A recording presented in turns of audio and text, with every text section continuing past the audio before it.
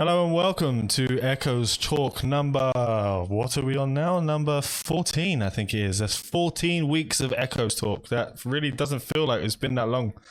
That feels like it's been a long ass time. Do we have a good sound check, ladies and gentlemen? Will everyone want to say hello, please? Hello, chat. Hello. Mic check. Good afternoon. I heard Eisen sounds. That's fucking great. I don't know anything. Are sovereigns breaking up? Am I breaking up? Or is someone screwing with me? Someone's screwing with me. Oh, I know what it is. Sorry. It's because I got the fan going into the microphone, so it does that choppy shit. I put my back to it now. Right, so today we're going to be talking about Skill Planner that has been created by both two of the names in here, Sandbrig and Eisenhorn, with some testing done by Gazrin, and another type of Skill Planner done by the one and only Mergen, one of my guys. And we're going to be talking through a lot of the stuff to do with the Skill Planner. We're going to walk you through how it's going to work, and we're going to give you the link to the actual Skill Planner, the whole thing itself. I'm still cracking up. Did anyone else hear me cracking up?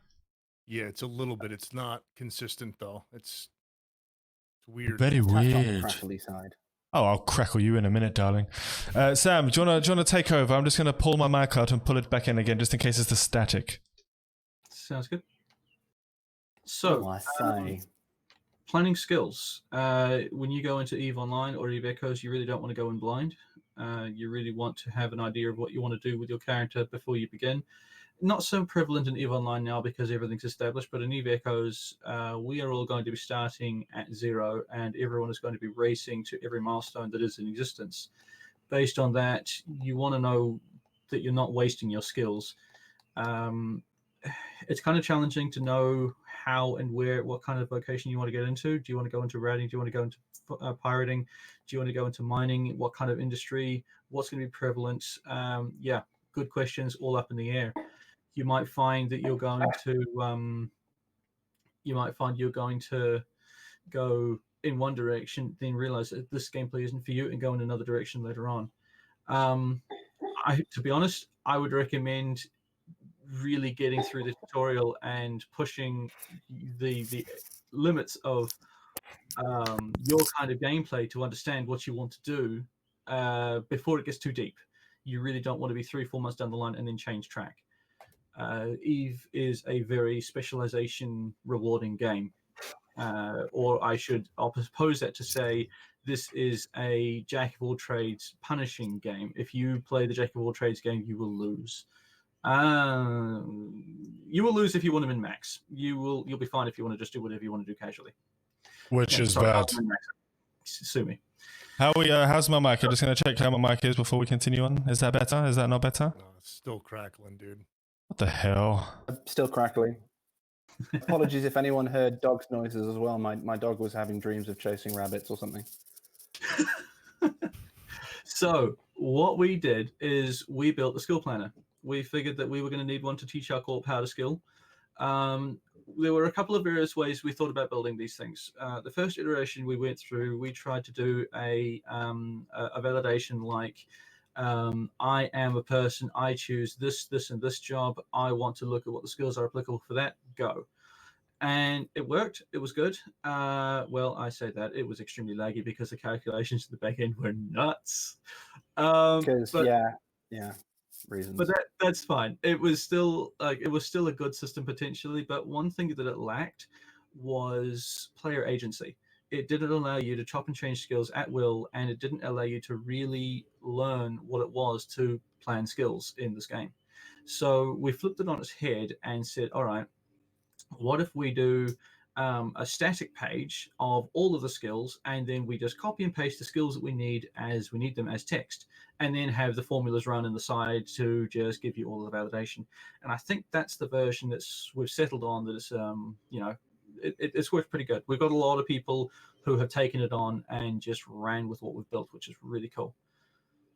So without further ado, we're going to post the link to the first one in chat, and you guys can all jump into it. It is now public. Up until now, it has been private. We have just made it public. Anyone with the link can edit. I would prefer if you guys did not take a copy, please. One, because it is not finished. It is buggy as hell. We've just thrown it together to make it what works, and I am not done producing this product. So firstly, if you take a copy, you can use it as a copy, cool, but what you are going to get is whatever you did when you copied it. You're going to have to come back to us for an update. So that's the first point. Second point is I put a lot of work into this, and we prefer not to have plagiarism be a major part of it. So I'm just going to ask politely that people don't steal it and call it their own. This is ours, but we are willing to share. So I'll just post it now. You have been warned, and my microphone is shit. Yeah, Not you get warm, fans just on in the refreshing. background. Nothing's on. I have literally nothing. I don't know what the hell's going on. Get up I just- close into the mic again and talk. Hey, how's it going? See, not stopping now. It's stopping, or what? There it goes. See, it's very inconsistent. I don't know. Do you have any filters on Discord? No, I've got no or- filters, no nothing. There shouldn't be anything in there. I mean, I'm talking straight into the microphone. There shouldn't be nothing anyway as a XLR mic. It's just going to pick up whatever's in the thing. It's better, but it's not. It's still the It's same. definitely good enough. Okay, we'll keep it at that for now. I'll find out what's happening later. I want to buy one of those SM7 mics. Is the next upgrade for me, methinks. Nice. Good choice, by the way. It's pretty much Okay. what all of So, them have. just for everyone out there, as we talk through it, try not to mess around with Planner 2 and Planner 3, because those are going to be examples that we're going to talk about, some of the issues you might see when you start to use it, when the planner tells you that maybe you've done something slightly wrong. So the basics of this plan, we have in the first tab is saved plans, which is where everyone has been saving all of their plans so far. If you want to add to that, you can just scroll to the end and column AD with it out there already, and just paste your plan, name it, and leave it there. The way this plan works is copy and paste. So whenever you want to put in skills in and out, you can copy and paste at will. It is pure text based. And it validates on text. If you cut and paste, it affects the formulas in the back end. So don't recommend doing that. It'll basically just break things, and then I'll have to come in and fix it. At this point, like I said, it's an early version, so I don't mind it being breakable right now. Testing sound good. So we are going to leave it as it is for now and just let it run riot, and then fix it when need be. So each tab or set is numbered. So planner 1, 2, 3, 4, 5, and options 1, 2, 3, 4, 5. So the planner and options are a pair. Usually the person who has claimed, I say claimed, like just is using planner 1, option 1, will use them together. So you will go, so you'll start at planner 1 and go to cell A1, sorry, C1, sorry, and set your clone status, whether you want alpha or omega combo cog3. That basically tells the system how fast you're going to be skilling. Then you're looking at column C, the rest of it, which is your plan itself. Now we've got up to 4 rows because no one's going to be making a plan that's more than 400. You know, it's not realistic. You will see a couple of formulas, or I should say formulas. They're more like functions in text. I'm just going to put one in at C3 of planner 1.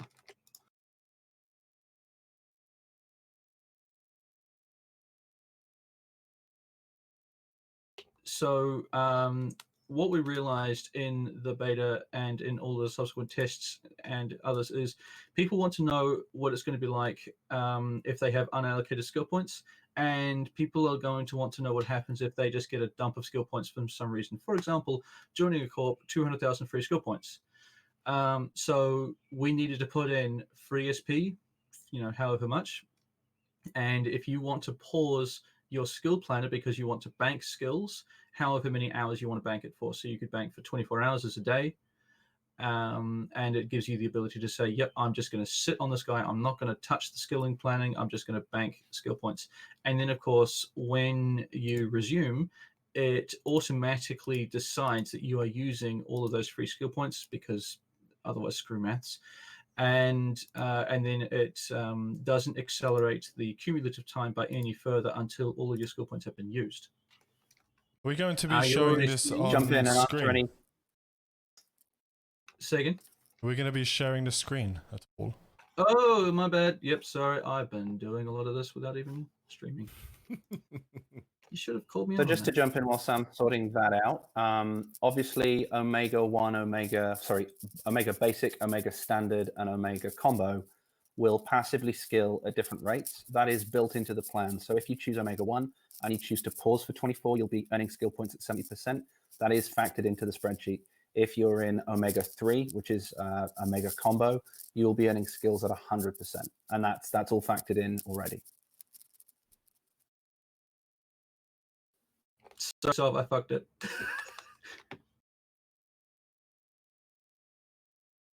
And sub, you're muted? Or did I screw that as well? Yeah, you screwed everything. It's all broken. Broke the whole stream. That's it. Rip stream. To answer Stop Trading's question about why things aren't shield or why they're not this, basically the shield and armor skills and any weapon skill apart from drones, so missile, laser, projectile, they're all interchangeable in terms of cost. If you see something with a missile armor combo, changing it to a missile shield combo is just going to be the same amount of time and cost. It doesn't actually make a difference. So in that regard, you can kind of, they're analogous and you don't need to worry about any differences there. Or you can change it in the skill plan yourself when you take it from options, which we'll show you how to do.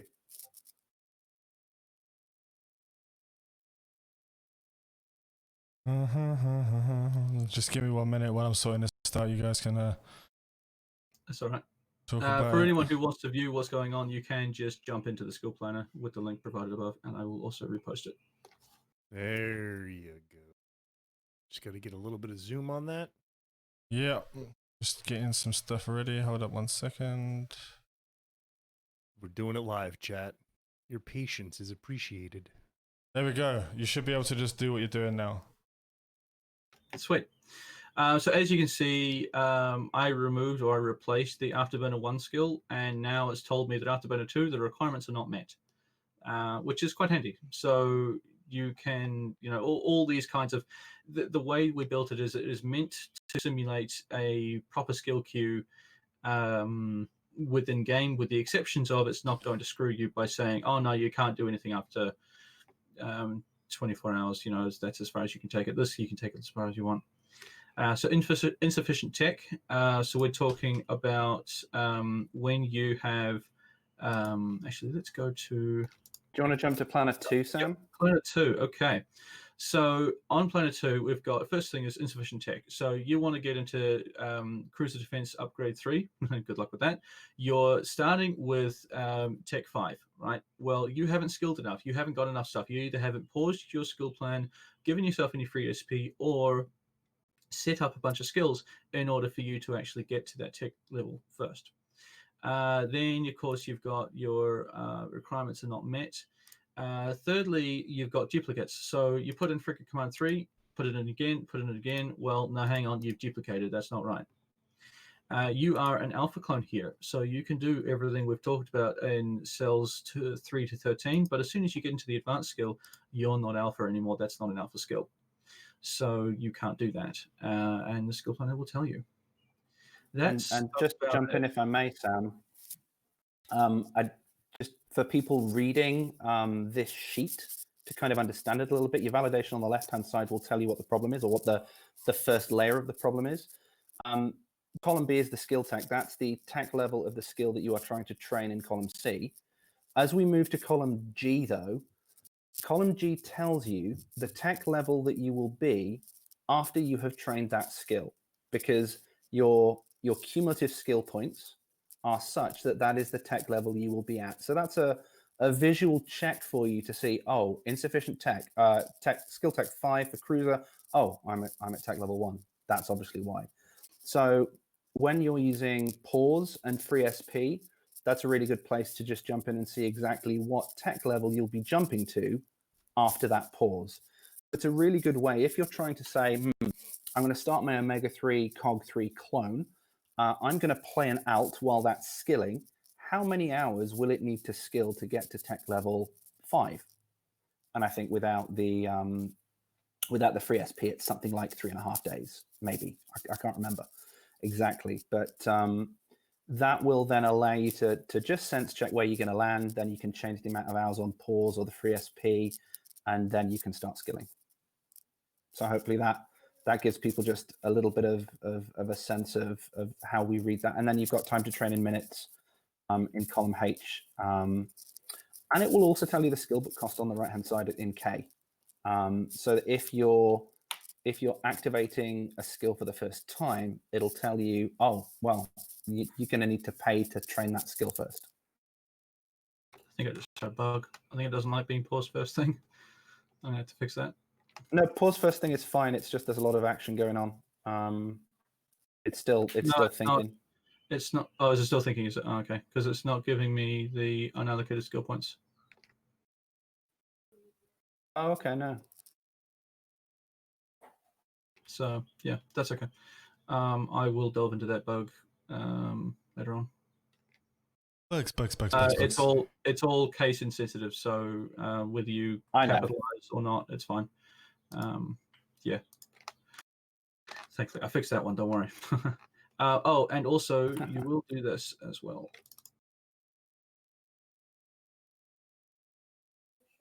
So if you just type in any old thing, or you're typing the skills and you make a spelling mistake, then it will tell you it's incorrect skill input. Right. And if you try and type in planetology without putting a number, same thing, incorrect skill input. So it's literally just some a heavy number. formulas going on back there, huh? Yeah. Yeah, just a little bit. Just a little bit. bit. Took me a while to wrangle it, but it's good. So just to quickly pick up on a question that Just One Socks asked in chat, for people like me who don't care about other agency and just want Daddy Sovereign to hold our hands, will there be a recommended skill list for roles? I think the skill plan we'll talk about after this one, which was Morgan's, that might be very useful for giving out like a template to groups of people as well. Yes. And one of the beauties of this is you can use this as a crowd fixer. So if you stay on the main sheet and you don't make a copy, you will stay within a group of people who are constantly going to be making skill plans and saving them. You can always just take a plan, copy it into your thing, and have a look at it and see what you think of it. Make some tweaks, have it as your own, that sort of thing. So you can always borrow from other people's work by just looking at what people are doing on this sheet.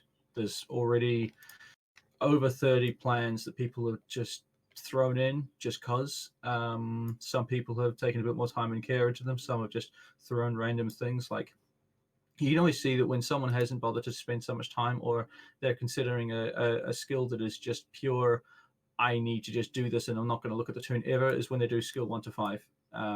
In reality, people never do that.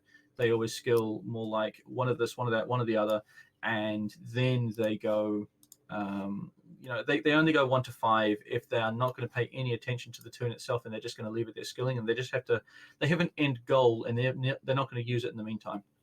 That's also an important point in planning skills. Try to imagine yourself as playing this toon while you're doing it. So if you're looking at day 1, look at what you're going to be doing on day 1, and look at where your skill plan is taking you.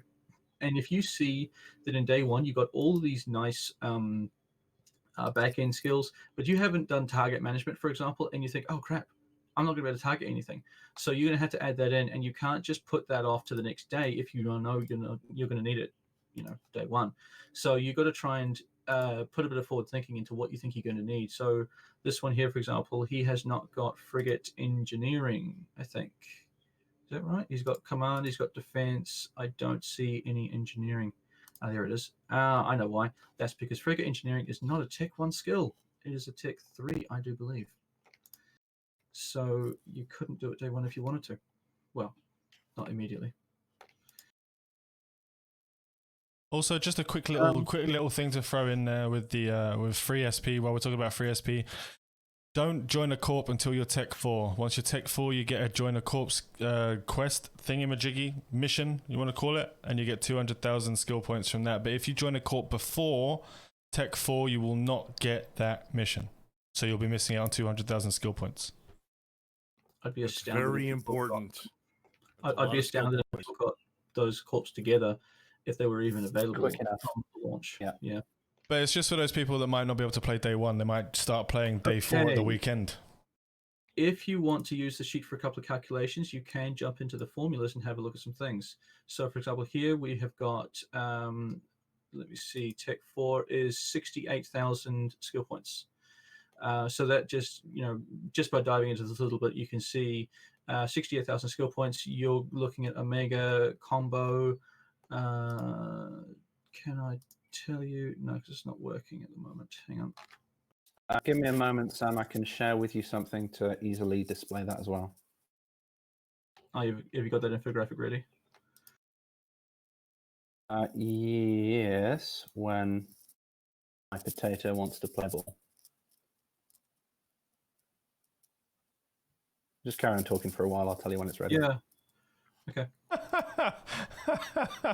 Am I still robotic as shit? No. No, you're good. No, you sound okay. I wonder what happened. I Anyway, did nothing. Omega 1 combo, Cog 3, you're looking at 108,000 skill points a day, I'm pretty sure. So less than a day, pretty much is the answer. For anyone who's doing full alpha, you're looking at like what? Half that-ish, a little bit below half. So a day to Tech 4. So basically it just means join the corp day 2, really. Yeah, please, if you guys have any questions, just throw them into chat and we'll deal with them as now. That is quicker and easier than trying to think of everything in the meantime. I do have a plan for making this a lot more user-friendly for a wider audience. So macros that will control the creation and deletion of these planner sheets, and basically being able to save and load skill plans directly from a list that you will have saved yourself. I have to build that, and I'm rather busy, so it's going to be a little while. At this point, this is enough to get by. We do have enough information here and enough validation to get our members just to jump in and use it and break it if they want to, but ultimately learn. Which is best plan for a pure trade skiller. You actually get level 3 of each of the trade skills straight away during the advanced tutorial. They'll give you that straight away, so you want to grab those up as soon as you can. Everyone should always do the tutorials. Always do the tutorial first. You get free skill chips. You get all these kind of things that give you skills that you need to use. After that, you want to drop your broker's tax and your sales tax as quickly as possible. They're the things that matter. Don't try to get as many orders and buy orders and sell orders up as possible. That skill does not matter until you drop that tax, because it is absolutely massive in Eve Echoes. Massive, stupidly massive, starting off at 22.5% and ends at 15% after a stupid amount of skills. Sam, you've got that link. Discord. Cool, thanks. The pause is working in Planner 4, so I need to find out what I've broken Planner 2. Oh well. Yeah, so let me just expand that. Omega 3, Cog 3, pause gives you 108,000. If you're alpha, it gives you nothing. No, you should be pausing. I know why. It's because if you pause an alpha, you get nothing. Well, that's not quite true, but it's if you pause. What was it? Did we decide nothing, or did we decide it was minuscule and it wasn't worth talking about? I can't remember. I think we might have assumed that no one in their right mind would pause an alpha if it was their only clone, and if it wasn't their only clone, then they wouldn't be training the alpha anyway. And yeah, okay, yeah, cool, yeah. So we made some design decisions and basically said if you're pausing in an alpha, you're fucked. So let's just pause Omega 1, and yeah, so 35,000 in a day. Yeah, that's just on the same as alpha pretty much. So you're actually looking at 2 days. So you really do want to be Omega 2. How are we at? 55.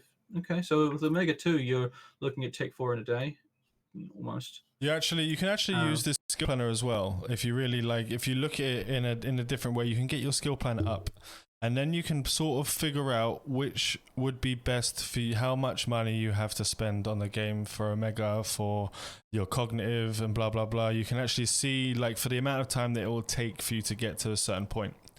So you can actually throw all the different things in there. And if you say, Actually, I've only got 15 this week, so go on. No, I was going to say Sam's got a sheet that'll break that down too. But yes, for specific skills, you're bang on. Yeah, you want to be careful though, because this one, the only thing this thing can't do, which I will like to fix, but I don't have yet the cognitive to put that together all the time. This thing here says what cog system, what omega system are you going to be using, and that's it for the whole sheet. It doesn't have like, okay, I'm going to do a month of this, I'm going to do a month of that, I'm going to do a month of that. It doesn't split them up. I haven't, maybe one day. Right now we don't really need to. Right now we're just looking at the initial.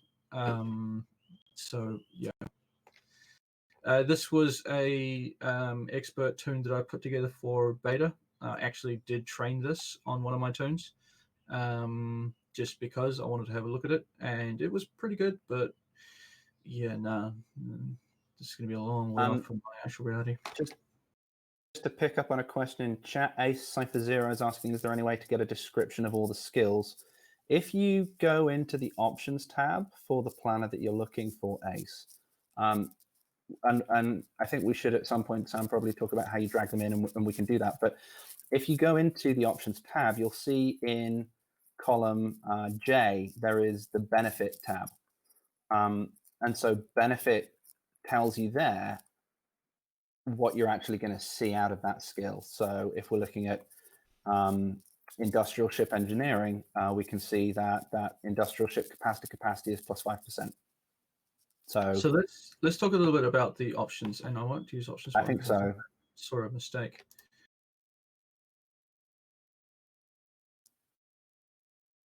We don't like mistakes. Okay. So options is a text field. That's all it is. It has no bearing on the planner itself. It is just enabling you to get access to the skills in text for you to copy into the planner itself. That means that you can do and have some fun with it. We can talk about filtering and sorting. So you can sort by tech level, filter by tech level. So let's just grab Tech 1 skills because we're starting the game. We're starting a manufacture tune. Do we need anything else? No, probably not. Now you'll notice that when I sorted for tech level, now suddenly the only columns or categories of skills that I can even choose to start with are already filtered. So now we don't need any of the advanced or expert skills because we're not running that just yet. And here we've got frigate manufacture. What? Okay, this is broken. Cool. You know how I said this is just a text field and people can fuck with it? Yeah, this is someone who screwed with it. Let me just Don't mess around with it. It's not broken. Good job, guys. Good job. Oh, This people is have been sorting without using data. So when you, very important point, when you sort the data, make sure you choose that there is a header row. Because if you What don't, does that mean if it doesn't? the headers of each of the rows will just get shoved down to the bottom. Now So- offering Excel 101 classes, so please follow me on Twitter for teachings. Yeah, but so like people who are looking at this right now could actually just fuck it up. Yeah, absolutely. Yep. I mean, I've got a copy of it. Someone- It's fine. Someone could come in right now and delete every single column, every single row. But I mean, Why would you say that? well, because I've got a copy of it. Okay. Abort mission. Abort mission. Abort. Excuse me while I make it. Excuse me while I make another this is the thing. copy. We've got backups of this. We keep tabs on this thing. We're not about to release this to the public without a little bit of forethought. Okay, so we filtered for tech level 1. We filtered for frigate and manufacture, and we said we don't need advanced or expert skills. So now we have the basic. Now, based on this filter, that's cool, but this isn't how we skill things. So we're going to sort by tier.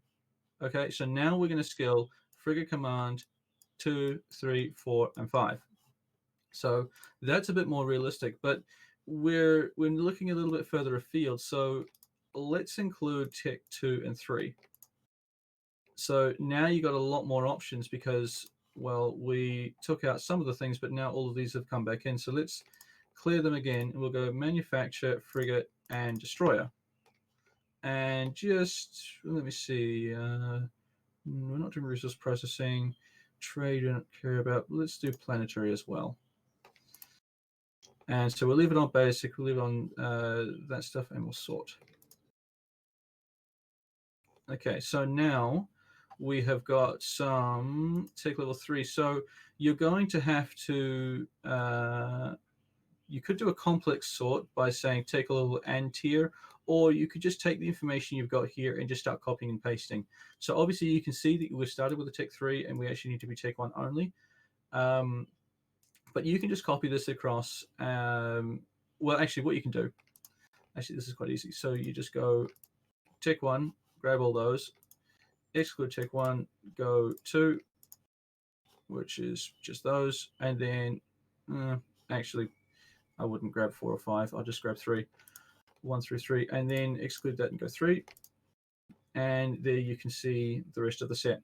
So with that you could get a reasonably quick and easy early plan for setting up frigate manufacturing and planetary interaction, and you can just choose to delete these ones that you don't need out of your plan when you get there, and it won't really impact you.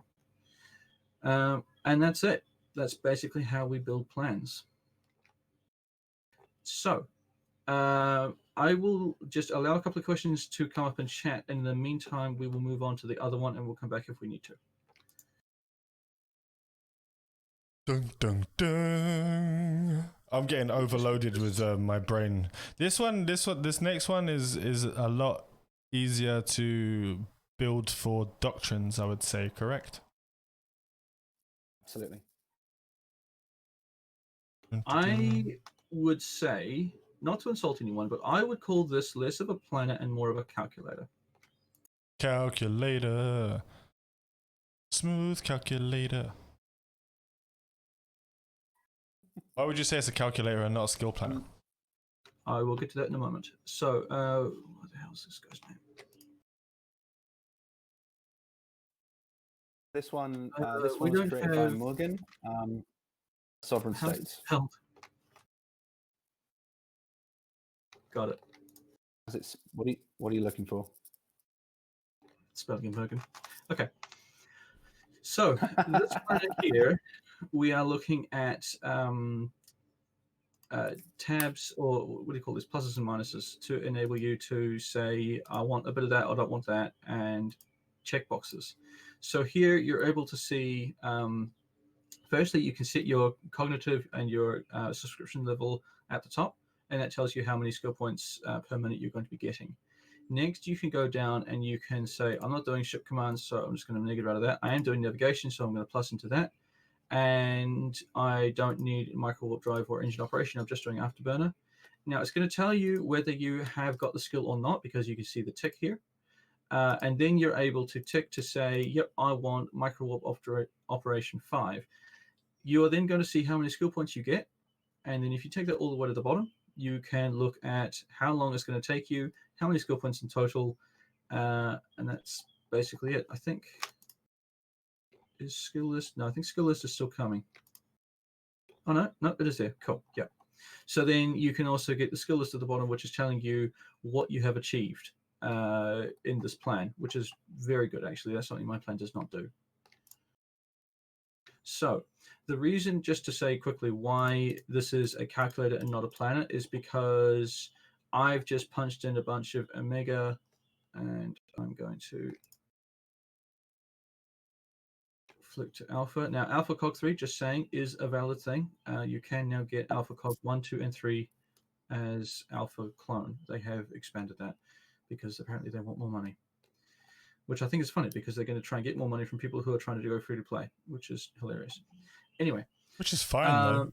Yeah, it's fine. It's just funny. It's not going to work. Cyberduck's actually got a question for you, Sam. It's probably a quality of life change, though, right? Because if you did drop Omega for a month and you'd already bought your COG 3, you would probably feel pretty cheesed off if you weren't able to get access to those 10 skill points per minute from Cog 2 and 3. Yes, I definitely agree with that. So, this plan has not told me that Omega is out of scope. It has not told me that I don't have the tech level or any of the validation things. It's just saying, this is what I want to skill, and this is how much it's going to cost. That's perfectly valid for a plan as this. The entry level to getting an idea of how many skill points into this plan is extremely quick. As you can see, it's just a check mark, and if you want to minimize it because you don't need it, you just do that. And let's just throw in some, where's targeting? There it is. So we've got targeting for, actually, no, we don't have an impression for that. We've got some hardening, and we're not doing remote reps, but we do need to run in a fleet. So let's jump into advanced frigate 4. Looks like we're building a frigate. Screw it, we'll go frigate logic pilot. That sounds disgusting. Where is the... Oh, right, derp. There we go. So if we're going to go frigate logic to a reasonable degree, then we'll jump into probably that. Armor operation, we're not going remote. Actually, we don't even need it at all because armor operation does not affect your ability to remote rep. Defense upgrades, right. Frigates. Now, this is what it doesn't do, unfortunately, and this would be a pretty nice addition if it did. If you clicked in destroy... And I am terrible at using this planner right now. Need more practice. If you clicked in Defense Upgrades 5, I'd love if the sheet would fill in 1, 2, 3, and 4. That's me personally. I imagine it would be extremely difficult to program that. So Glockafan, if you do that for us / Mergen, then let us know. Okay, so we're going to jump into some frigate defense because we need it. We're going to jump into some frigate engineering because we seriously need that. In fact, frigate engineering... Oh, no, I've done it again. Engineering is probably one of the few things that I would jump into expert early game. People generally jump straight into getting as much DPS as possible, and it's not always the best option. Just to explain why he'd go engineering to expert. Scooby-Doo. So when you're using this planner, just check your minimizers because it's going to screw you if you don't. Drones upgrade 5. How many skill points have we spent so far? 2.2 million. That's only 1 month, 4 days, 17 hours and 12 minutes. And so here we have got a fairly reasonable frigate Logi pilot. What have I forgotten? You forgot decomposers. I did not. Go away. Navigation. Oh, I'm a scrub. Let's get some AB going there. Now, this hasn't told me how much this is going to cost. So I wouldn't mind knowing that eventually, and that's not a difficult thing to add. You can just put in a cost here. If that's valid, then you can put in a cost. So that's something that I'm sure we can suggest to be added soon enough. Now, this is another planner that you will want to take a copy of, but at the same time, I would note that these planners don't get made so that you can copy them and take them as your own. Please don't edit it, modify it to say this is now insert name here, corporation or alliance's skill planner. Also, as you take the copy, you're going to also recognize any upgrades that you get are not going to be included. So you're going to want to either return to the original when an upgrade is told about, or actually, no, in this particular case, you must take a copy because you do not have any multi-user function with it. Yeah, that's about it. Oh, and you do have decomposers on this one, so this planet is more up to date than ours. So. Ooh, decomposers. So if you make sure you get that expert small decomposer operation to 5 on any frigate, doesn't matter, all of them. Just get every single. Just get the decomposers. They're tradable. Just buy them all when they're cheap as shit. It looks like. Valran Upgrade. decomposes Yeah, on not sure. Adventure 3. What? Can you imagine that? There was some good fun we had with decomposer adventures at the end of the final beta. Can you imagine? What DPS did you get out of it? So I think that concludes the tutorial section of this stream. Okay, we do you go want through- to? Do you want? Yeah, no, that's fine. We can go actually talk about going into certain skills. What skills would be good for certain builds of characters? Karma 7474. The decomposer is the Yanjung weapon. So lasers are to Amar as missiles are to Kaldari, as decomposers are to the Yanjung. Which is weird because they don't fire shit at people. I'm not sure why they're called decomposers. Well, they're also the only faction that get their own weapons, if I remember rightly. So I'm going to Yep. kill the stream. Okay. Well, this Okay. section of it. Once, yeah, ready when you are. It's highly questionable balance. Very highly questionable. I would say, Frenox, that would be an understatement even by an Englishman's standards. It's the English. What? What do you mean? We had the longbow for like 50 years, just murdering people. Like it's real life, man. We're good. We had the true. longbow. The Yangjung have the decomposers. It's just it's military warfare. Someone's always got something better.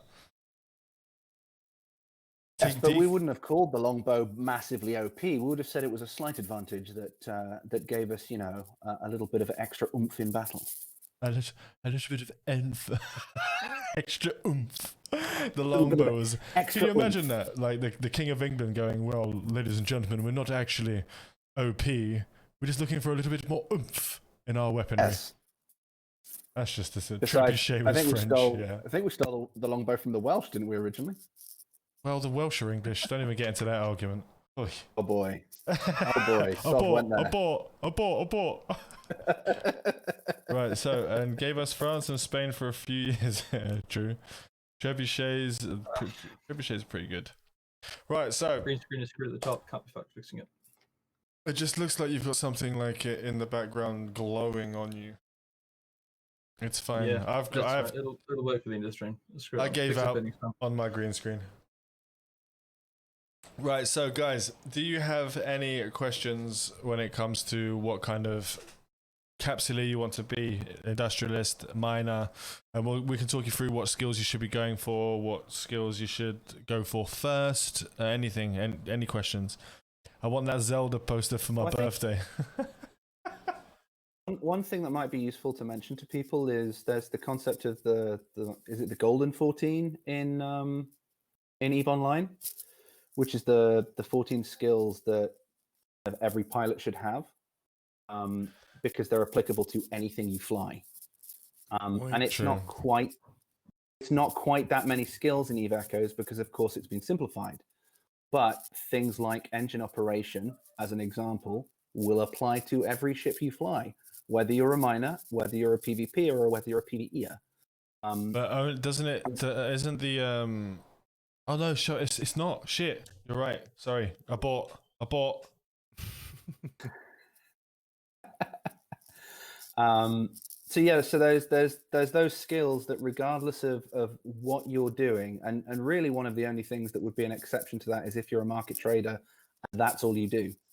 Oh, we lost Sam. So Zelda's got Well, his own Sam? screen Well, now. Yeah, I mean, that was going to happen. That's it the always first happens. one, That right? was- How many yeah, more? that was two always or three happening, more. right? 2 more. Yeah, Zelda I think, gets with its you? own thing. I can't even remember where I got that poster from. That poster just I've had that poster for yonks. I don't know. I can't remember Nice. where I got it from. The original Super Nintendo yeah, version. Then armor and shield operation is obviously also going to be one of those things that's useful because everything does have armor and shields. And then you're going to want a prop mod. Targeting, prop mods, whether it's Afterburner or Micro Warp Drive. If you're trying to do things on the cheap, you might want to limit yourself to one of those. But ultimately, if you want to be Personally- flexible, you're probably going to want both. Personally, I never use micro warp drives. I'd never use them. Is that because of the SIG? Because of the SIG bonus, like the SIG explosion in EVE Echoes, it is massive. And also the micro warp drive takes away 30% of your capacitor level just by being fitted. I think there's various. I think the more The higher faction end of ones the will league have go, the little less- one less cap, but it actually just it takes out a percentage of your cap in one go. I just feel there's too many minuses to using micro warp drive or afterburner when you can just and an afterburner takes less power grid. I can't even remember what it's called in EE. Is it power grid or it's yeah. just power grid because they got Power rid of grid, one yeah. of them. Okay, so just the power grid, the AB uses a lot less, so you can actually upsize the AB to get even more speed. I just hate. It's not my kind of play style. I don't play the run and gun type player. That's not my play style. And I'm a Logipilot, so I have to use AB. Anything that makes my sig massive as a Logipilot is silly. Yeah, Franox brings up a good point about planetology as well, because PR's like it's free money basically. So every and it got nerfed. every tune will It got benefit from nerfed it. to hell. So It it means did. that all of the people who were doing PR before and go to it again are going to get a lot more return for the buck, pretty much. And also, whenever you look at planetary interaction, if you're an EVIT, forget what you know. It's nothing close, not even slightly. It's like the baby's kindergarten version of, the comparison between the two. There's no processed product, so there's no Tech 2 or Tech 3 kind of, or Tier 2, Tier 3 levels of planetary interaction. It's just what you get out of the planet is that. A plan for for alpha player. Do you mean Kurisu? Are you talking about an alpha player for PI? Because you can only get 2 planets and 4 mining arrays. That's your maximum as an alpha player. Yeah, you can only get your basic skills. So there's only one. You can only get planetology to 5. That's it. Two planets, 4 mining arrays, and that's your maximum as an alpha player. There's nothing higher you can do there. If you just pay the $5 though, the Omega, you can go all the way up to what's the maximum? How many planets is the maximum? 12. No, it's less than that now. Oh, shit! It got nerfed. Fuck. Yeah. No, you're looking Isn't at it 6? Yeah, I think it might be 6 now. What, as expert 5, you only get 6 planets? Let me see. It's 2 for basic, 2 for advanced. Yeah, 2. Yep. And you get a. I think it's 6. Yeah. Wait, you just blew my mind. I did no industry. When did they say that? When did they change that? Before the latest beta. Yeah. Between OBT and now, yeah. So, but in the final test, Hugasa, let me tell me what? Well, we had 20 times return, so who cared how much you were pulling in a PR? It didn't matter. The uses were minimal. That slid under the radar, man. You were still representing 20 users in normal operation, so it didn't matter that you weren't pulling it, and most people didn't even bother with it. Most people just one guy did the planetary for like a couple of things, and that was it. The only thing we really pushed was fuel. So yeah, Damn, and so advanced fuel is no longer off.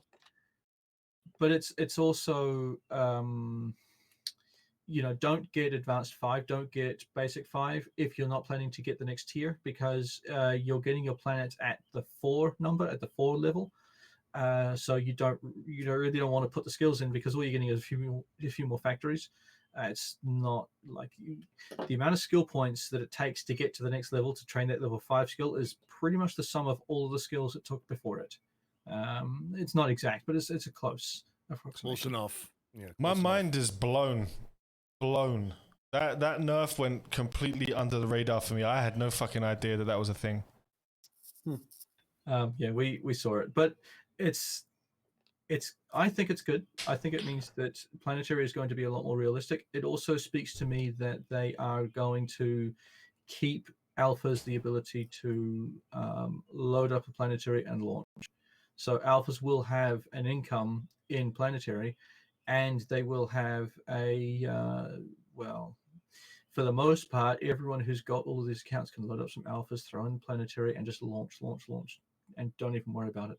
So it's definitely a valid thing for corporations to tell everyone, if you've got 3 accounts, you've got 1 tune on each, load up the other ones and get them all running PR. It's definitely valid. So I had Hugasa making all my ships for me in the final test, so I had no fucking idea. I did no industry. Oh, not all of them sovereign. Oh yeah, but we were supposed to keep that one quiet though, weren't we? I wasn't saying anything because you told me to keep my mouth shut, young man. Well, only during the final beta. Mum's Yeah, the word. he stole me some wrecks of the faction kind and built me a nice faction cruiser. Stole nothing. Stole it. So right, let's go into on the skill plan for if you want to go into PvP, what ideas would you have for that? Any recent news about Mordu and SOE special missions? Mordu's Legion's going to be added in. There was something wrong with that. There was a bug. That's just going to be sorted. That's not a problem. SOE, I have no fucking idea. PvP and PvE are so closely related that it's not really going to matter. I think the only thing you need to decide is, are you going DPS, are you going support, are you going E-War, and what level of it are you going to do? Frigates, destroyers, cruisers, and I guess that really depends on who's around you and what they're doing. If you are early game, realistically, you want to start with frigates, but don't do too much. Go into destroyers, go in a little bit, but don't do too much. Go into cruisers, go in a fair bit, but really don't go crazy.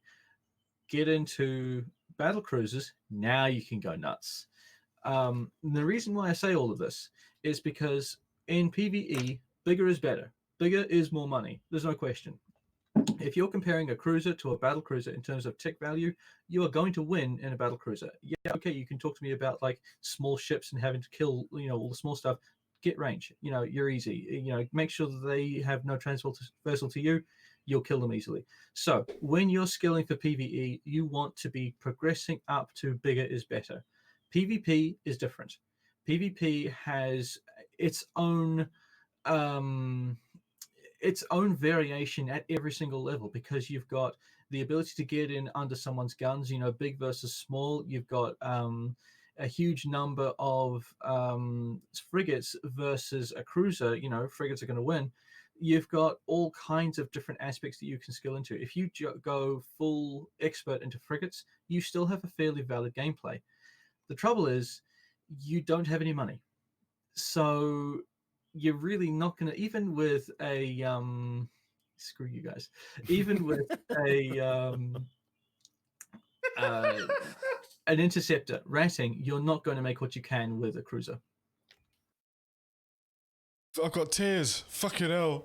Like, you're just standing there, you're talking, and your faces are moving, and Barney just got me with the fucking ventriloquist. Fucking hell, oh, God. Oh, shit. Sorry. Back to... Yeah.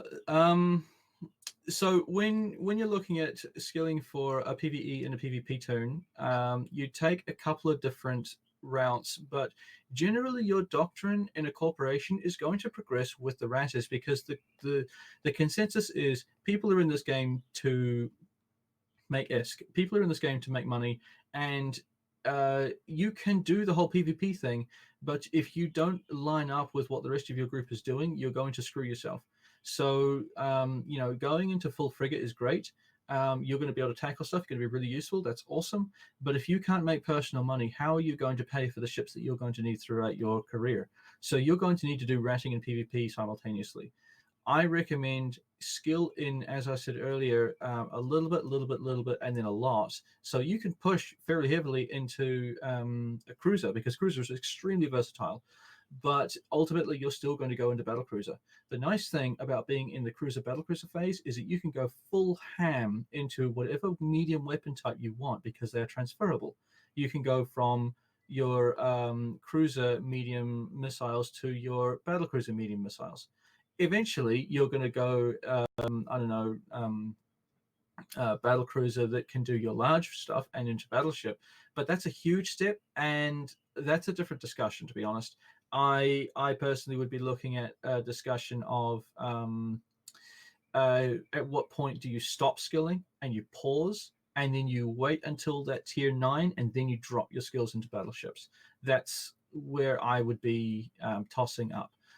But definitely pushing the focus on battlecruiser medium weaponry of some kind. Now, obviously, throughout all of that, you have got your essential skills. You've got your propulsion that works across the board, as Eisenhorn was saying. You've got your Your targeting, that's an absolute must. Get that first thing, like first thing. You don't even need to worry too much about frigate skills so much as you need targeting, because if you can't target 5 things, you can't kill them. It's like targeting one thing is cancer.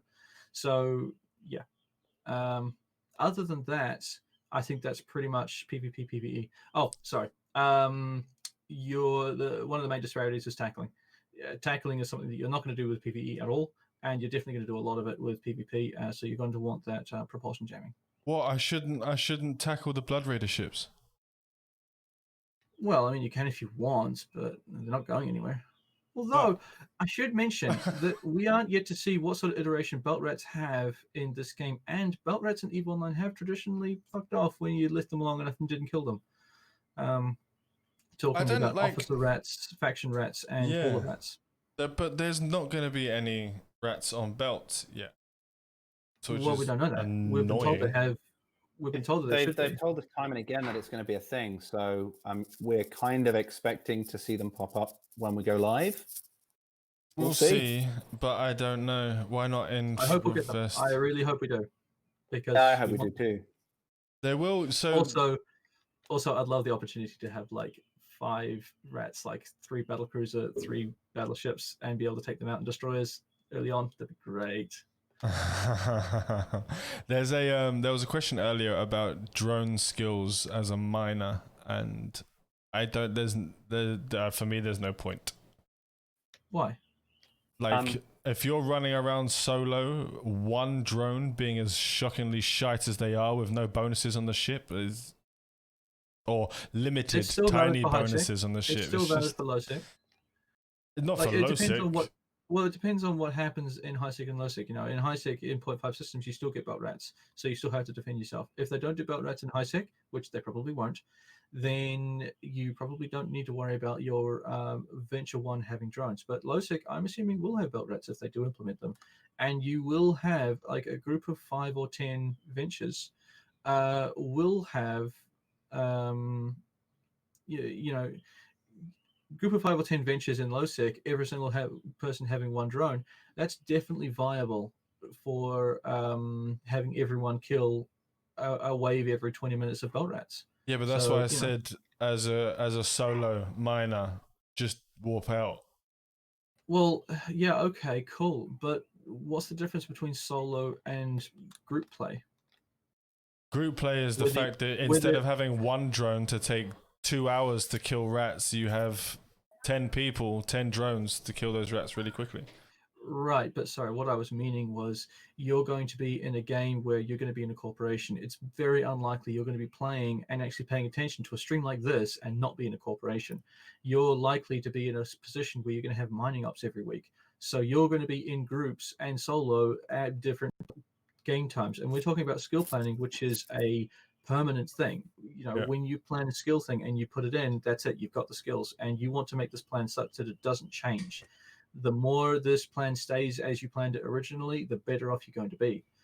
So drones are good for a miner. And if you later transition from a miner into a PvP tackle, because light tackle as a frigate is the easiest and best transition you can make from a miner, then you've got some drones to play with at the same time. And it's one of the most sought after things is a good tackle. So I had so many problems. Every miner can do it as well. I had so many problems in EVE Online because I would put I'd get a year's skill plan and I'd have it set. And I'd have that skill plan set, so then I would put my, when you rebalance your attributes, so to make certain bits faster for those 365 days to turn into 292 days by changing your attributes down. And then I would say, shit, I forgot this one. Then you'd add that to it and add that to it. And it actually became to the point where I was putting more time into certain skills that I didn't need to. I should have just kept with the skill plan that I was doing in the first place. It's not going to be that bad in Echoes. If you're coming from EVE Online and you're coming to EVE Echoes, it's not going to be, there's no attributes, so you don't have to worry about speeding up or slowing down. Your skill plan will be the same speed dependent on your on your omega level and your cognitive level. That's pretty much it, and it saves the skill.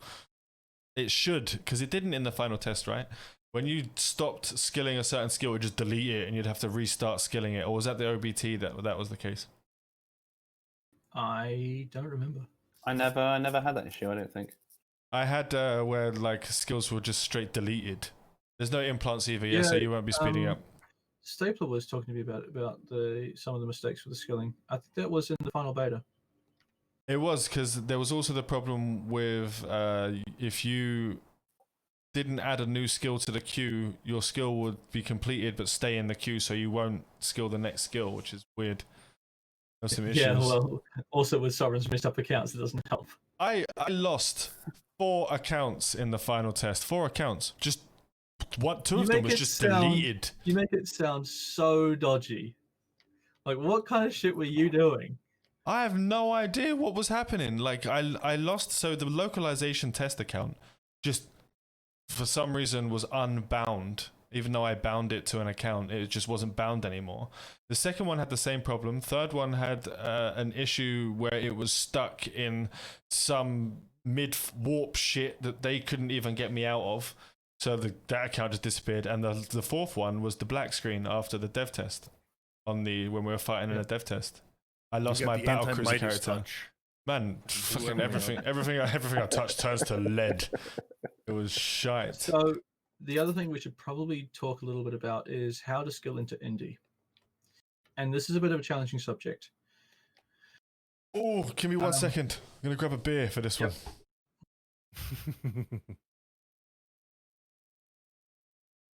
Yes, Jack, go get popcorn, get a beer, get a soda, get a water. Dive in.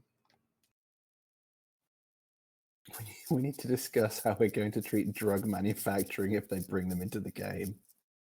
Get out of my brain, please. ready to fuel the drug den. Oh boy. I mean, if that's a thing, that's not going to be until wormholes, right? Yeah. I don't know. I mean, you definitely got the gas. Some versions of the gas came out in nullsec, but it was like the core of it was in wormholes, and I think also the kind of gas that came out in nullsec was kind of limited, so it wasn't every type.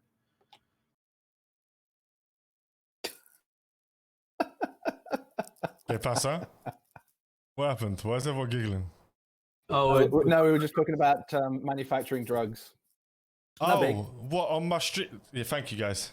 Thank you. Appreciate that. In relation to EVE Online and EVE Echoes, obviously. You can't manufacture drugs in EVE Echoes. There's no drugs in EVE Echoes. Yet. Come on. They said they are not going to add implants or drugs or boosters. Well, that sucks. They should add at least accelerate a certain part of your. Shame. It's a very stable industry. It's a shame. So, jumping into indie skilling. This is kind of a mess because nothing in indie really supports each other. And how I say that, I mean, if you skill hard into resource processing, it's not going to do anything for your ability to build ships.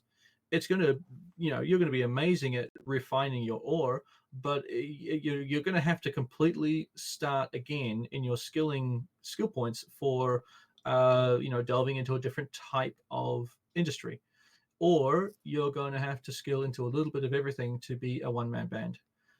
Personally, I would recommend against being one-man band just because, again, I'm in Maxer, so I have 5 tunes that are all skilling. They're all going to be Omega 2, Cog 2, or maybe Omega 3, Cog 2, I can't remember. Anyway, they're going to have one of each. So there's going to be a refiner, a producer, a reverse engineer, a trader, logistics.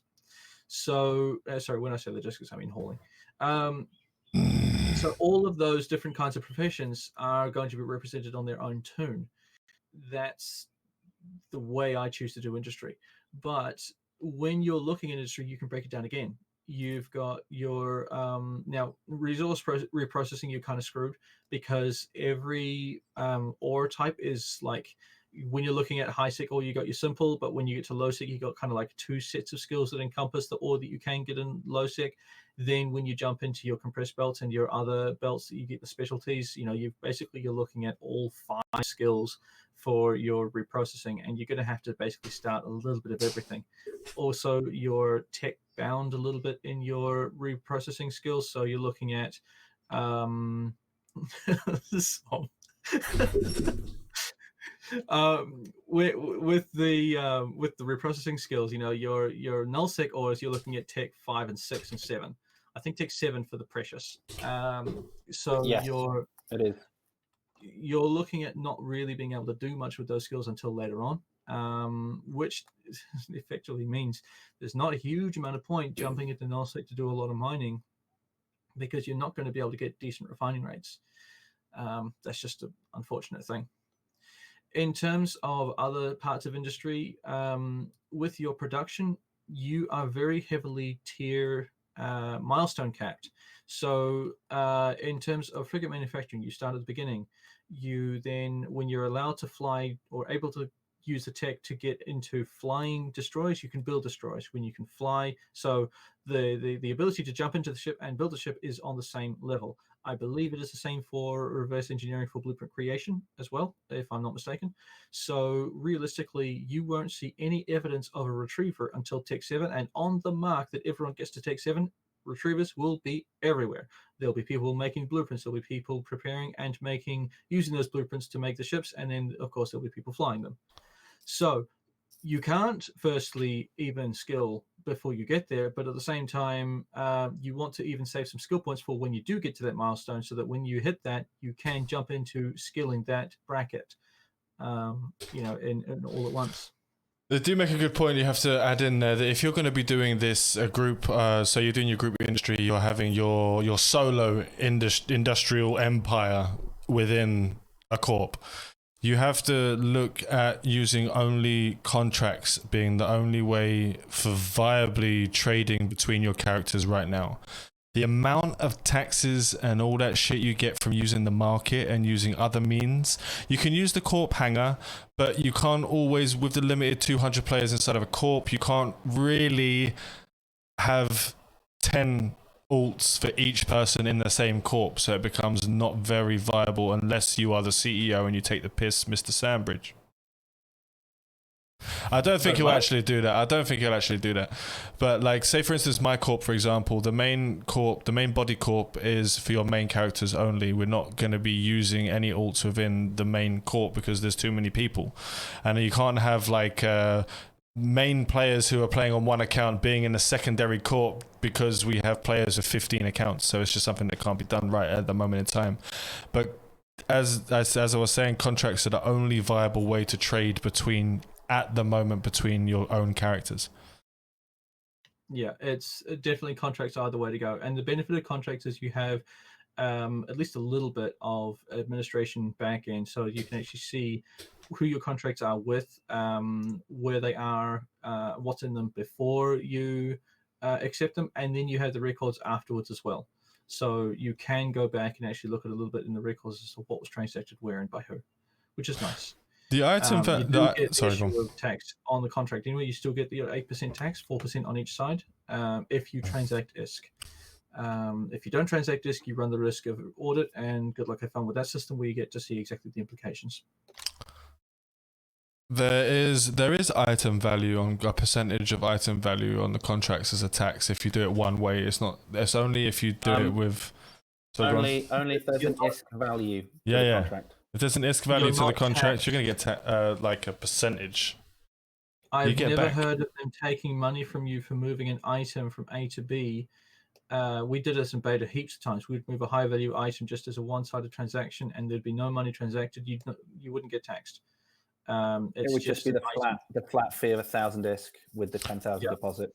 Thank you, Eve NTTV, for the host. 121 viewers. Thank you very much. Also, they're seriously going to get the hell rid of estimated values of items if they're going to leave them static. They need to either make them dynamic or gone. Okay. Yeah. I'm just going to say that on every stream and see if they catch on. What the fuck? Disgraceful. I think one thing that we kind of touched on with industrial skill planning was, Sam was talking about his army of alts for the single man supply chain, and a couple of people kind of raised that you fit, if you're in a big corp, you fit in somewhere, so you'll specialize maybe. It's really, and this is kind of ties back to the skill planner as well. It's really important because you're going to be like, I am the sort of person who wants to try everything and do everything, and you are not going to be able to do that on 1 or 2 characters. You simply are not. So it's you can do it. You'll hate it. You want me to say alts again? It's because we say alts. Yes and no. But the skill planner, it's like temporarily is going to be really, really important, because certainly as an industrial character, and new tech levels is a really good example of this. A pilot of battleships, as an example, is actually going to have a certain amount of time to catch up. So O3 Cog3 is not absolutely mandatory for the entire time skilling into Tech 9 if you want to fly battleships the minute they come out, because they're going to take about a week to build. Maybe 5.5 days, I think. But as an industrialist, if you want to build battleships and be the first one, you best not be dropping any skill points anywhere, because the minute you hit Tech 8 for faction battleships or Tech 9 for the regular battleships, you need to be pressing builds, because otherwise your ships are not going to be first on the market. You also. Sorry, go on, mate. Go. So I was just kind of going. So then, one thing to look at, and certainly one thing that I've tried to pay attention to when I've been building skill plans, is pay attention to what your budget says you can afford and where you want to sit in regards to your skill plan with Omega and Cog, and work out where that puts you in terms of who is going to be at what tech level at what time, and therefore what you as an industrialist want to be doing with your skill points. Because that's going to be really, really important, so that you don't have a great plan to make a whole bunch of money selling a particular type of ship, and by the time you get there, it's so saturated that there is very little margin left. So that approach is going to be really, really useful, even for O3 Cog3 players, because if you look at, say, cruisers as an example, if you're looking to manufacture cruisers as efficiently as possible when they come out, you're not doing anything else with your skills at all. You have no fat for any other skills. So if you don't want to only do that, you really need to take account of that, because sometimes it's all or nothing. Vote for the ice and emoji. Yeah, that's a good emoji. What's going to be the best Omega and Neuro purchase? Maxing all going to be the way to go. I would say probably the best for if you don't mind the 15 a month, go for the Omega combo. That's because you want to get that 100% SP cumulative. If you don't get on for a few days, that is a big bonus. But Cog 2, if you only have a little bit of dosh, it's definitely viable. You don't have to have Cog 3. Cog 3 is a lot. It's a big jump of money for, especially if you have multiple characters. So Cog 2 is very, very viable. Unless you're like me, who literally cannot play unless everything is maxed, which is really bad for my wallet, my misses, everything. The other thing I was going to mention is there are some things that are not really critical path tasks. So yeah, you want to be fantastic at outputting the first cruiser, the first battle cruiser. You want to be in production. Yes, you want to be up at the play with the Cog 3 O3, and you also, not to mention, you want to be searching for all of the free skill point opportunities that you're going to have, because there's going to be a myriad of those. You know, all of the little bits and pieces, all the tutorials, all of the all of the Tuesdays. There's going to be so many Tuesdays. And the Tuesdays, yeah. So all of those things you're going to want to bring in to give you the maximum skill points you can to start with the play. But then you've got the non-so-critical stuff, like reverse engineering is, yeah, I guess it is still fairly up there. It's going to be just as valid as building, I guess. But resource reprocessing, no, not at all. Okay, yes, you're not going to have access to skilling the the highest level so effectively, and everyone is going to be able to suddenly refine nullsec ore at the same time. But you can very effectively stockpile nullsec ore and not touch it, and just keep refining the low stuff, low stuff, low stuff. You can tell all of your pilots, your null, hey, focus this stuff because that stuff's crap comparatively because we don't have the skills yet. If we do get it, we're just going to have to sit on it until we're ready to refine it. So that sort of thing is very effective for resource reprocessing. So you don't have to be so crazy about your coal levels on that. When you're looking at what was the other thing? Combos. Do you want to jump into skill combinations? I've got one good one that synergizes quite well. What's that? Go for it. The Ratter resource reprocessor in terms of scrap reprocessing, so your Rex, Yes. rig builder, and location specific reverse engineer. So the Ratter will be able to grab his Rex, refine them into the scrap materials, build rigs, because he'll already be getting the blueprints because he's ratting. He'll already be getting the data cores because he's ratting. So he's going to be able to then build all of the ships of that kind for the blueprints. An extremely good moneymaker for a ratter. That's at the moment, building ships at the beginning, the first month, as we know, won't be as profitable as it would have been before, but it's only going to be for the first month. I have all the confidence in the world it's not going to be after the first month. But ratters, they can have the reverse engineering. You can make pretty decent money if you're just selling, what do you call it, faction BPs. If you're reverse engineering faction BPs, you can make a pretty decent chunk of money from that, especially at the beginning. I can tell you now, as an industrial corporation, if our bottleneck is blueprints, we are going to ask for them and we're going to buy them. If people are going to make blueprints as their sole vocation and ratting is the way they get the materials for that, they're going to make it by selling blueprints and by paying or getting the bounties for the benefit of. We are definitely going to be buying blueprints. I think that is where a bottleneck will be. Yeah, and I think reverse engineering is going to be quite a profitable venture for people. Yeah. Just generally. I feel touching. Oh, carry on, Sof. I'm just going to jump while you're finishing that comment. I would say that the reverse engineering will actually take over, for the meantime, the exploration version of the, whatever they're bringing in with the exploration. For the moment, at the beginning, people who like to explore, reverse engineering will be a good thing to take over the exploration side of things. And it only requires one skill for the region specific.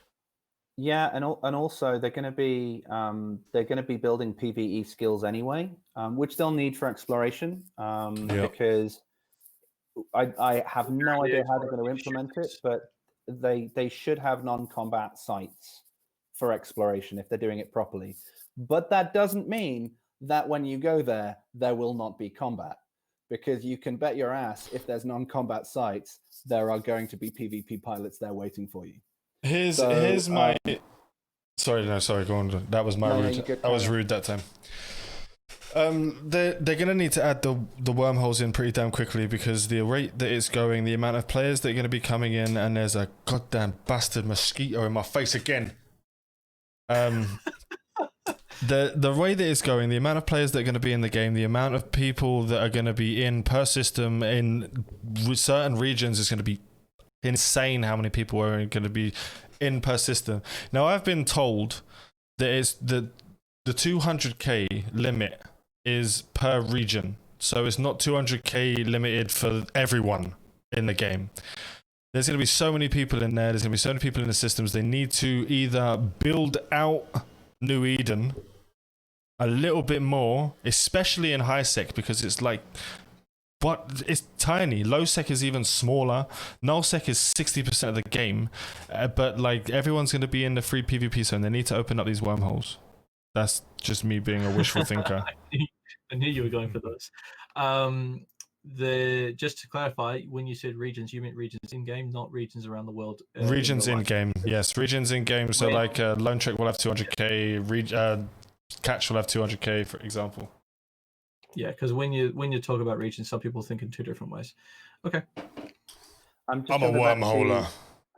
Just jumping back to skill combinations. One other thing for people to bear in mind is that regardless of what you're thinking of doing, try and mix active and passive tasks. So you don't, as an example, want to be skilling a miner and also skilling that character to be a hauler, even though you have lots of the skills already, because if you're hauling, you're not mining. So you're not really accomplishing anything there. That's why the ratting and the reverse engineering / rig banking is great, because you set your rigs to cook, off you pop, go ratting, no problems. They're cooking, you come back, they're all done, stick them on the market. It's wonderful. But you definitely do not at all want to be switching between two active tasks, because you'll just be doing each one half the time. Right, just to answer your question, Anton, I would have no idea how they would do wormholes in Eve Echoes. Wormholes in Eve Echoes are pretty much just going to be added on systems. I don't think they're going to have the randomized wormhole jumping and rolling and all of these aspects to the game. Maybe they'll have the bonuses for each different kind of wormhole you're in, the wolf riots and all that sort of shit. But I feel like they won't have the randomized system. I think that would be too extreme for the mobile platform, honestly. In my opinion, I think it will be. I really hope they do. I really hope they do, because without API, it's going to be really interesting seeing people map that stuff. Yeah. Can you imagine like them trying to do it without what was that, Pathfinder? Can you imagine people trying to be in wormholes without Pathfinder? That'd be insane. That would be almost, you'd be sitting there literally with an A3 sheet of paper stuck to the wall every day, a new sheet, because it changes every day, and you have to map your way out to high sec or low sec or null sec every day. Throw that piece of paper away. You just killed a fucking tree for your wormhole ideas, or you're going to do it on Paint or whatever you're going to do with your extra screens and shit. Actually, the development program would be very similar to what they have now, because the program they have now is just input the system name, input the details, carry on, make the connection. So I think actually the program would be very, very similar to existing now. It just wouldn't have some of the automation of information.